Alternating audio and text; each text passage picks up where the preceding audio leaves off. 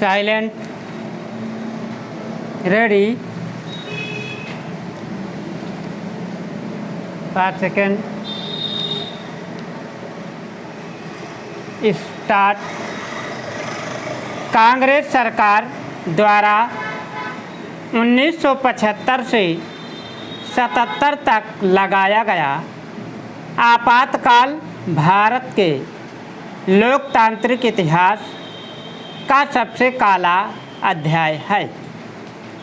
उस दौर में इंदिरा सरकार ने संविधान की मूल भावना को दरकिनार कर लोकतंत्र के आत्मा, संवैधानिक संस्थाओं, प्रेस की स्वतंत्रता, न्यायपालिका की निष्पक्षता और नागरिक अधिकारों पर आघात किया।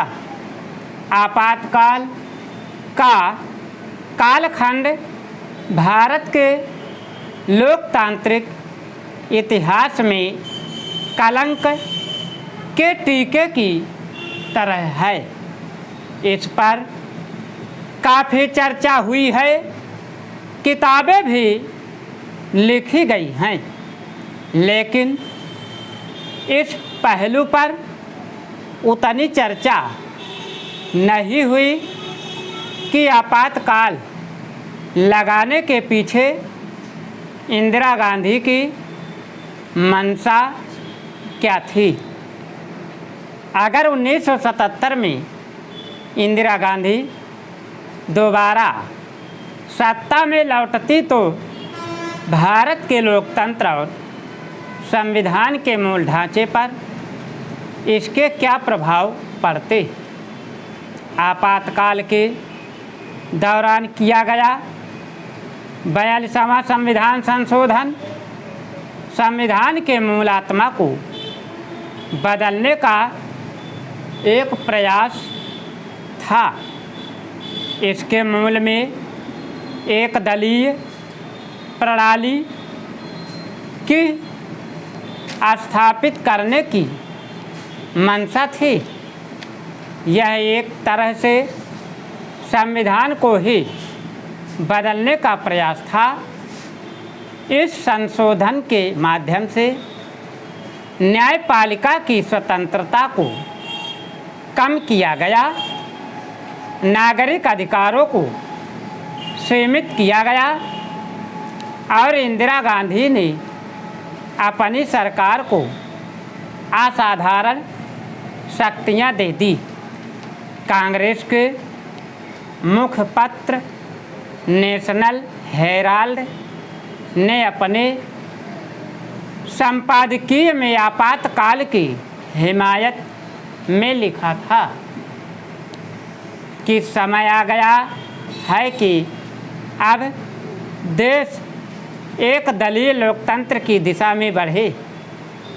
इंदिरा के करीबी सहयोगी बीके नेहरू, जो एक अनुभवी राजनयिक भी थे, ने आपातकाल की सराहना में एक पत्र में लिखा था कि संसदीय लोकतंत्र हमारी ज़रूरतों का उत्तर देने में सक्षम नहीं है। उन्होंने इंदिरा गांधी से आग्रह किया कि अब जब आपके पास 2/3 बहुमत है तो संविधान में मौलिक परिवर्तन कर डालिए।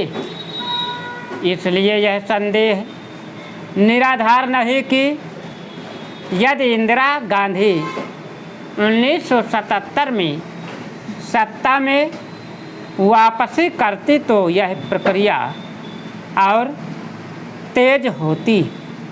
संविधान के मूल ढांचे जैसे न्यायपालिका की स्वतंत्रता, संघीय व्यवस्था, नागरिक अधिकार एवं चुनावों की निष्पक्षता को कमज़ोर करने के लिए और संशोधन लाए जाते, तब भारत की लोकतांत्रिक पहचान ही खतरे में पड़ जाती।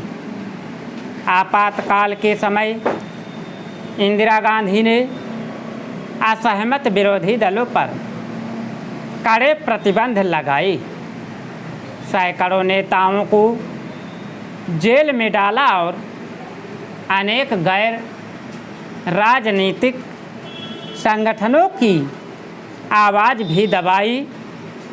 स्टॉप।